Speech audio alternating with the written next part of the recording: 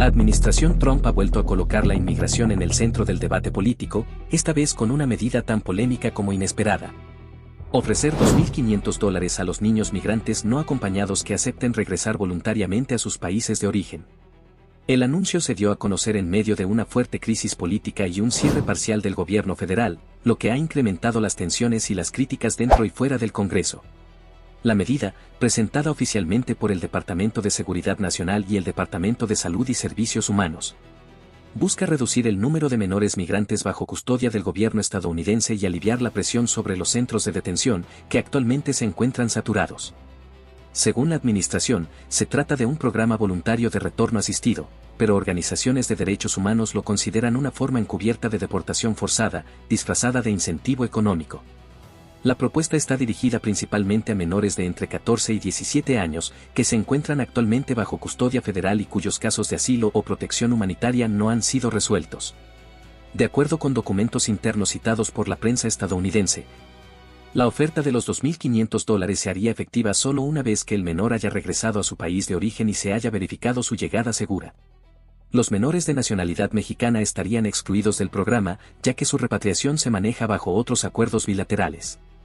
El gobierno de Trump justifica esta iniciativa argumentando que muchos menores migrantes enfrentan largos periodos de espera en los albergues federales, sin resoluciones rápidas a sus casos, y que la oferta económica les permitiría reintegrarse de manera digna en sus comunidades.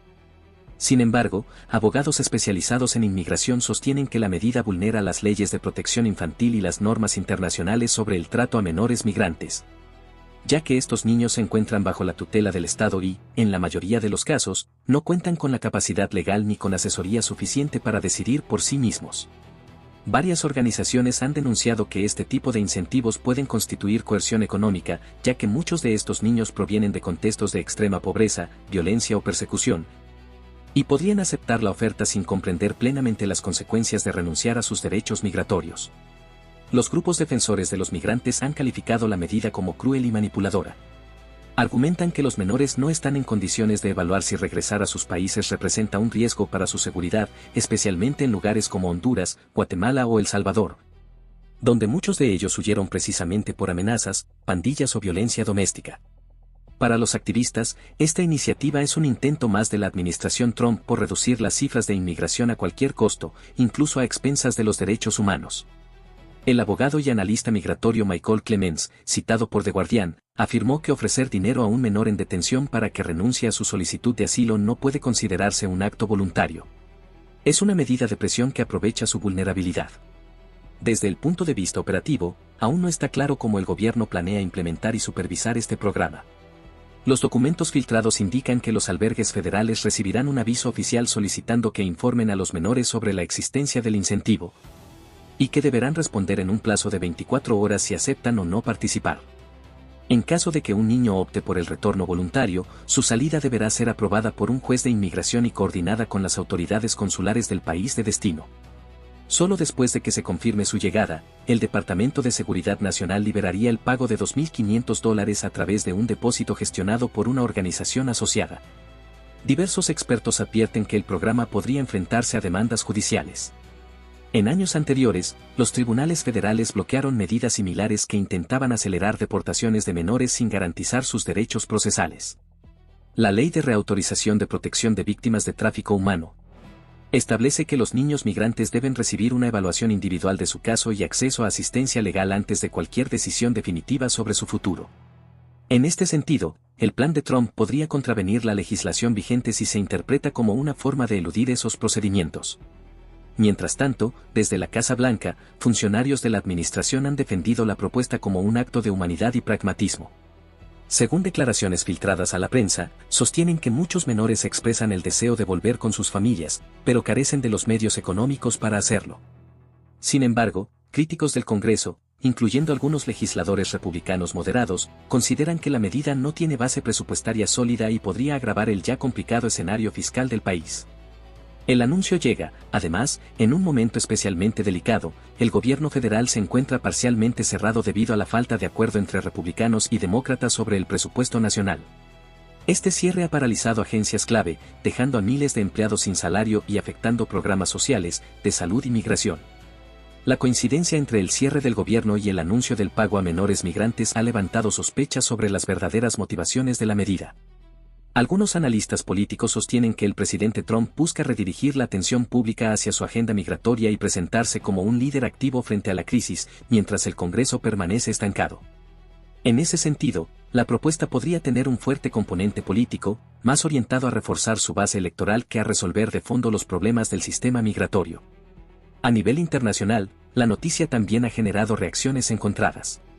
Gobiernos de Centroamérica han mostrado cautela ante la idea de recibir nuevamente a miles de menores repatriados. Mientras que organizaciones como UNICEF y ACNUR han pedido a Estados Unidos que garantice el interés superior del niño en todas sus decisiones migratorias.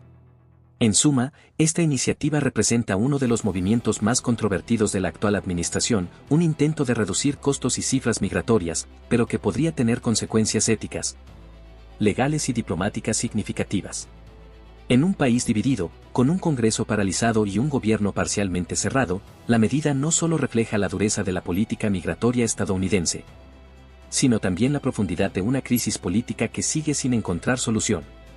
Por otra parte, el Senado de Estados Unidos rechazó este jueves las propuestas legislativas que buscaban poner fin al cierre parcial del gobierno federal, prolongando así una crisis política que ya afecta a cientos de miles de empleados públicos y mantiene paralizadas múltiples agencias federales.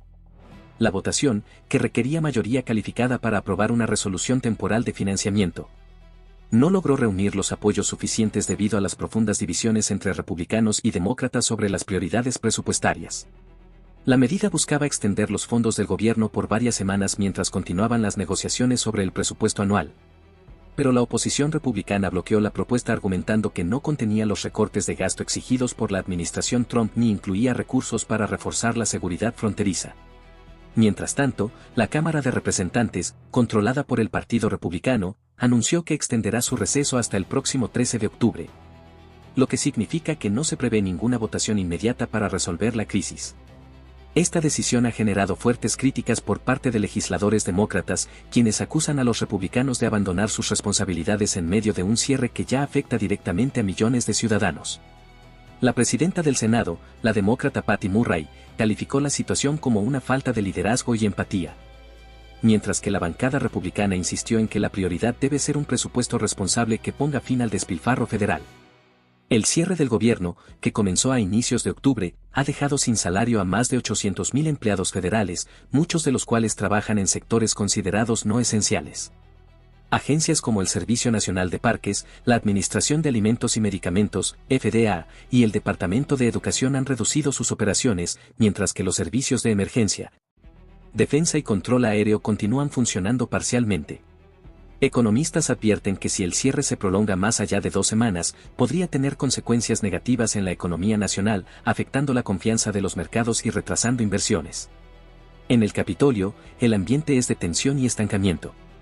Los senadores republicanos más cercanos a la administración Trump aseguran que el cierre es una medida necesaria para obligar al Congreso a aprobar un paquete presupuestario más austero y alineado con las prioridades del presidente. Entre esas prioridades destacan la reducción del gasto social, el aumento de fondos para seguridad fronteriza y la eliminación de ciertos programas ambientales. Por su parte, los demócratas sostienen que la estrategia del cierre es irresponsable y pone en riesgo servicios esenciales, al tiempo que afecta a familias trabajadoras que dependen de los ingresos federales. Mientras los líderes políticos intercambian acusaciones, los sindicatos federales y grupos civiles han convocado protestas en varias ciudades, exigiendo la reapertura inmediata del gobierno. En Washington, cientos de empleados públicos marcharon frente al Capitolio portando carteles con mensajes como "Queremos trabajar y dejen de jugar con nuestras vidas".